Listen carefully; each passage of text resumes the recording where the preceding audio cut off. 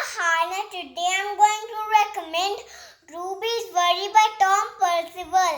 Ruby is perfectly happy until one day she discovers a worry. And the worry becomes the only thing that Ruby can think about.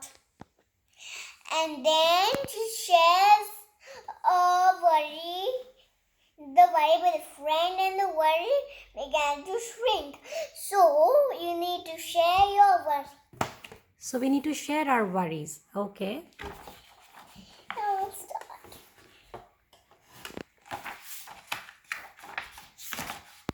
Ruby loved being Ruby. She loved to swing up high, and she loved to explore wild, faraway places. Sometimes she even went all the way to the very bottom of the garden. Ruby was perfectly happy until one day she discovered a worry. It wasn't a very big worry. In fact, it was so small that at first Ruby hardly noticed it. Then the worry started to grow. Each day it got a little bit bigger. It just won't leave her alone. It was there at breakfast, staring at her over the cereal box. And it was still there at night when she cleaned her teeth. The funny thing was that no one else could see Ruby's worry, not even her teacher. So Ruby pretended that she couldn't see it either. She tried to carry on as if everything was normal, but it just wasn't. The worry was always there, stopping her from doing the things that she loved.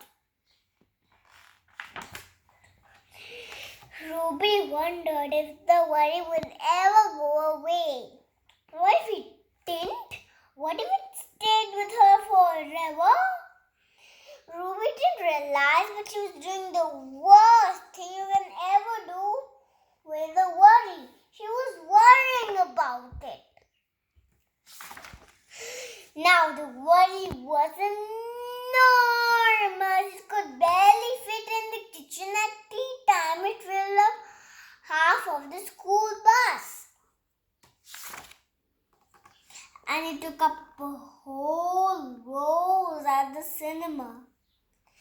The worry became the only thing that Ruby could think about.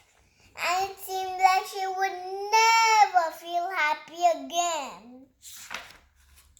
Then one day something unexpected happened. Ruby noticed a boy sitting alone at the park. He looked how he felt, sad. And then she noticed something else, something hovering next to him. Could it be a worry?